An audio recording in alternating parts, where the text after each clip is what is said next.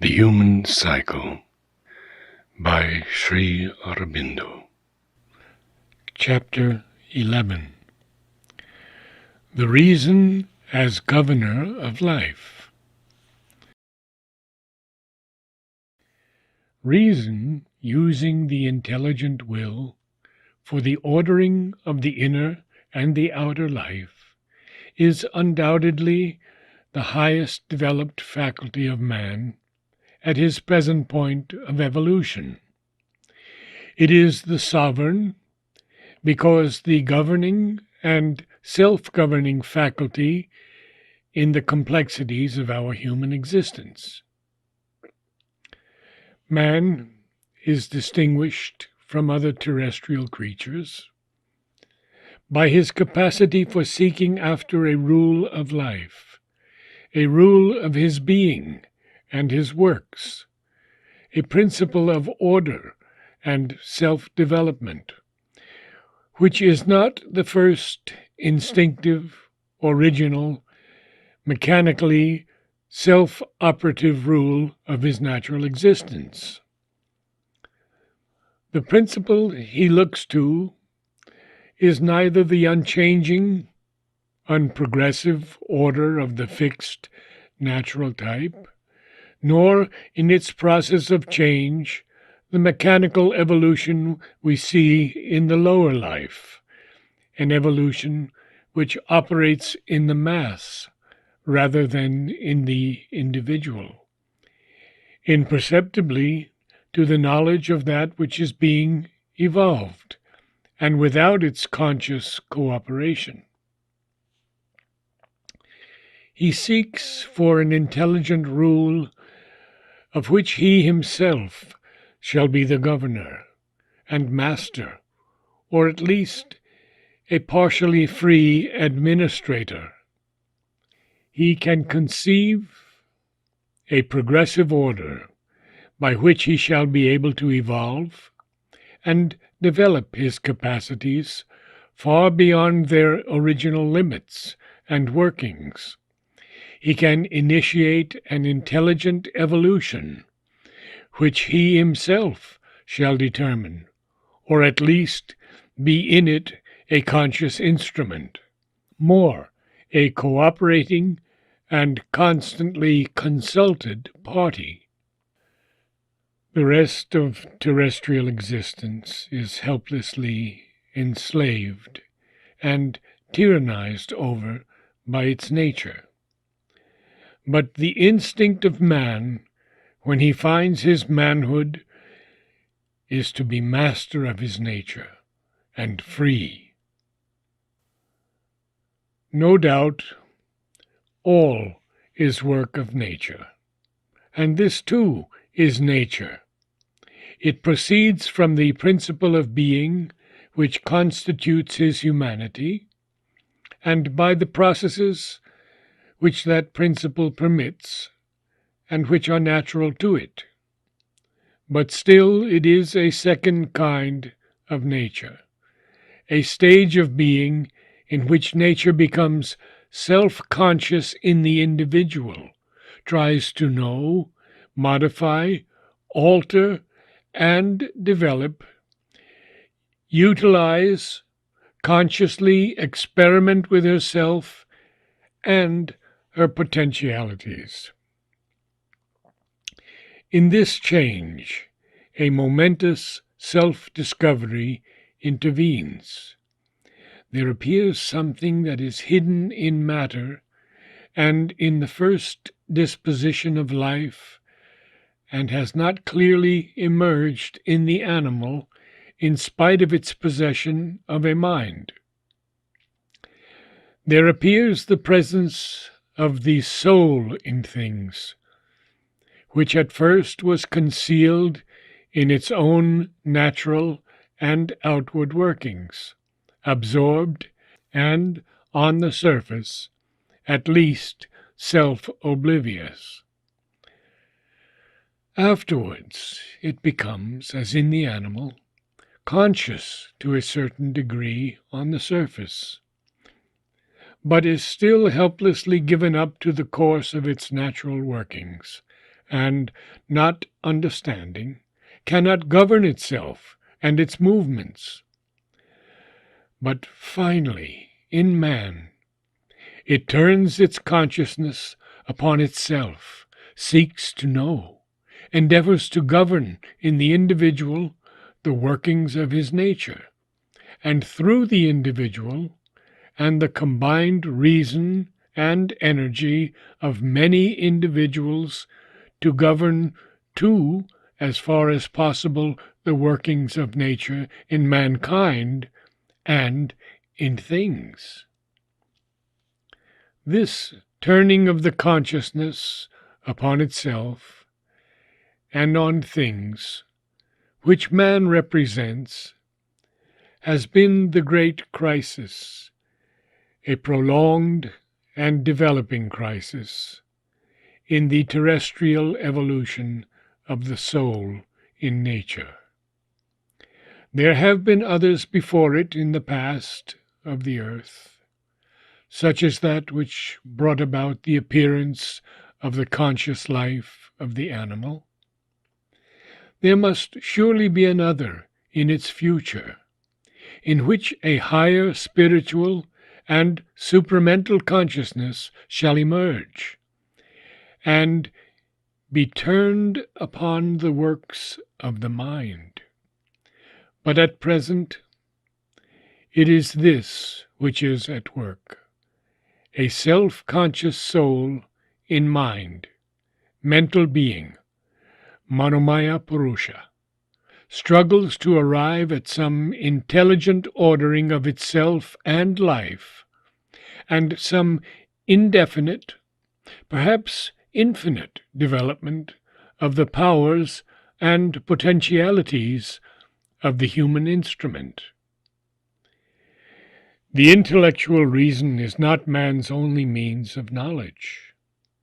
All action, all perception, all aesthesis and sensation, all impulse and will, all imagination and creation imply a universal, many-sided force of knowledge at work, and each form or power of this knowledge has its own distinct nature and law, its own principle of order and arrangement, its logic proper to itself, and need not follow, still less be identical with the law of nature, order, and arrangement which the intellectual reason would assign to it, or itself follow if it had control of all these movements.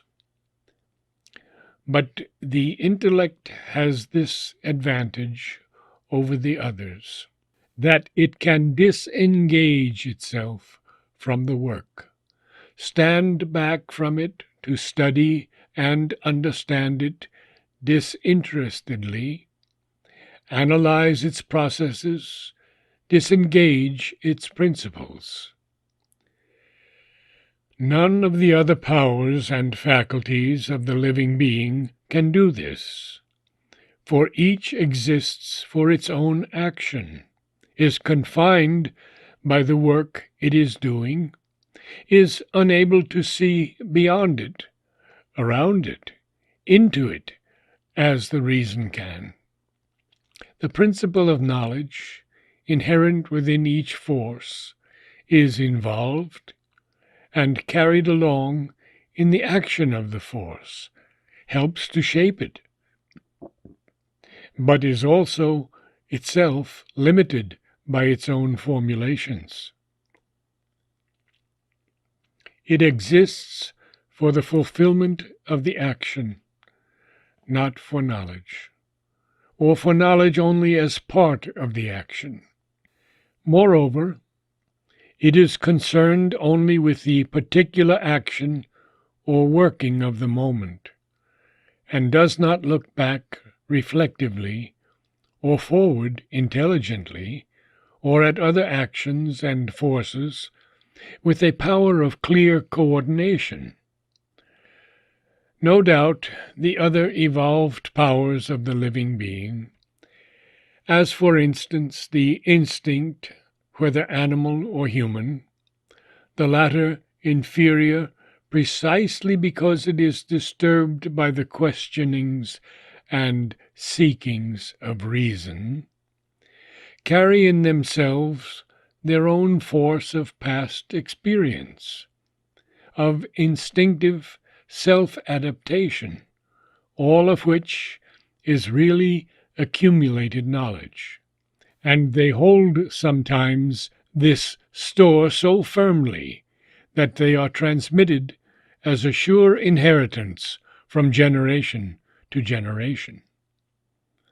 But all this, just because it is instinctive, not turned upon itself reflectively, is of great use indeed to life for the conduct of its operations, but of none so long as it is not taken up by the reason for the particular purpose man has in view, a new order of the dealings of the soul in nature, a free, rational, intelligently coordinating, intelligently self-observing, intelligently experimenting mastery of the workings of force by the conscious spirit. Reason, on the other hand, exists for the sake of knowledge, can prevent itself from being carried away by the action, can stand back from it, intelligently study, accept, refuse, modify, alter, improve, combine and recombine the workings and capacities of the forces in operation, can repress here, indulge there, strive towards an intelligent, intelligible, willed, and organized perfection. Reason is science. It is conscious art. It is invention. It is observation, and can seize and arrange truth of facts. It is speculation, and can extricate and forecast truth of potentiality. It is the idea and its fulfillment, the ideal and its bringing to fruition.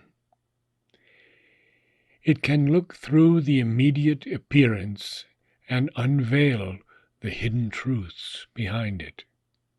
It is the servant and yet the master of all utilities, and it can, putting away all utilities, seek disinterestedly truth for its own sake, and by finding it, reveal a whole world of new possible utilities. Therefore, it is the sovereign power by which man has become possessed of himself, student and master of his own forces, the Godhead on which the other Godheads in him have leaned for help in their ascent. It has been the Prometheus of the mythical parable, the helper, instructor, elevating friend, civilizer of mankind.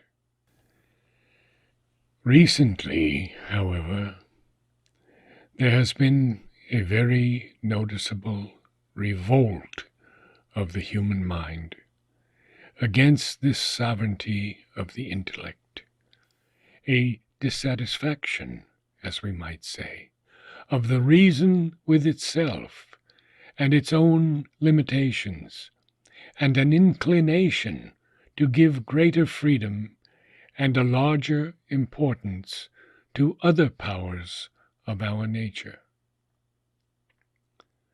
The sovereignty of the reason in man has been always indeed imperfect in fact, a troubled, struggling, resisted, and often defeated rule, but still it has been recognized by the best intelligence of the race as the authority and lawgiver. Its only widely acknowledged rival has been faith. Religion alone has been strongly successful in its claim that reason must be silent before it, or at least that there are fields to which it cannot extend itself, and where faith alone ought to be heard. But for a time, even religion has had to forego or abate its absolute pretension, and to submit to the sovereignty of the intellect. Life, imagination, emotion, the ethical and the aesthetic need have often claimed to exist for their own sake and to follow their own bent. Practically, they have often enforced their claim, but they have still been obliged, in general, to work under the inquisition and partial control of reason, and to refer to it as arbiter and judge. Now, however, the thinking mind of the race has become more disposed to question itself, and to ask whether existence is not too large, profound, complex, and mysterious a thing to be entirely seized and governed by the powers of the intellect. Vaguely, it is felt that there is some greater Godhead than the reason. To some, this Godhead is life itself, or a secret will in life. They claim that this must rule, and that the intelligence is only useful insofar as it serves that, and that life must not be repressed, minimized, and mechanized by the arbitrary control of reason. Life has greater powers in it, which must be given a freer play, for it is they alone that evolve and create. On the other hand, it is felt that reason is too analytical, too arbitrary, that it falsifies life by its distinctions and set classifications, and the fixed rules based upon them, and that there is some profounder and larger power of knowledge, intuition, or another which is more deeply in the secrets of existence. This larger, intimate power is more one with the depths and sources of existence, and more able to give us the indivisible truths of life, its root realities, and to work them out, not in an artificial and mechanical spirit, but with a divination of the secret will in existence, and in a free harmony with its large, subtle, and infinite methods.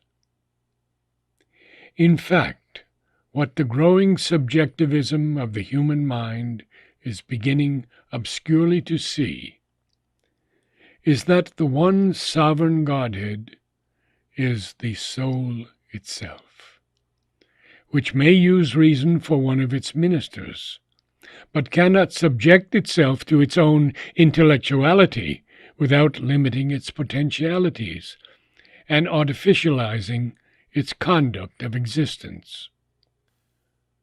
The highest power of reason, because its pure and characteristic power, is the disinterested seeking after true knowledge.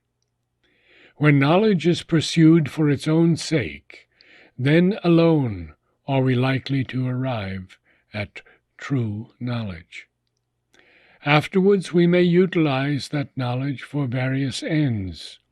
But if from the beginning we have only particular ends in view, then we limit our intellectual gain, limit our view of things, distort the truth, because we cast it into the mold of some particular idea or utility, and ignore or deny all that conflicts with that utility or that set idea.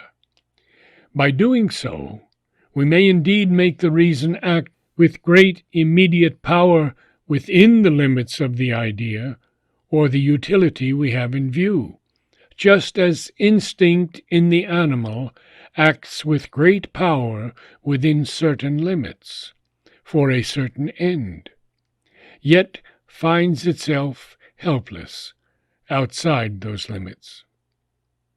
It is so indeed that the ordinary man uses his reason, as the animal uses his hereditary, transmitted instinct, with an absorbed devotion of it to the securing of some particular utility, or with a useful but hardly luminous application of a customary and transmitted reasoning to the necessary practical interests of his life. Even the thinking man ordinarily limits his reason to the working out of certain preferred ideas. He ignores or denies all that is not useful to these, or does not assist or justify or actually contradicts or seriously modifies them, except in so far as life itself compels or cautions him to accept modifications for the time being, or ignore their necessity at his peril. It is in such limits that man's reason normally acts. He follows most commonly some interest or set of interests. He tramples down or through, or ignores or pushes aside all truth of life and existence, truth of ethics, truth of beauty, truth of reason, truth of spirit, which conflicts with his chosen opinions and interests. If he recognizes these foreign elements, it is nominally, not in practice, or else with a distortion, a glossing which nullifies their consequences, perverts their spirit, or whittles down their significance. It is this subjection to the interests, needs, instincts, passions, prejudices, traditional ideas and opinions of the ordinary mind, which constitutes the irrationality of human existence. And we have a footnote on the ordinary mind. The ordinary mind in man is not truly the thinking mind proper.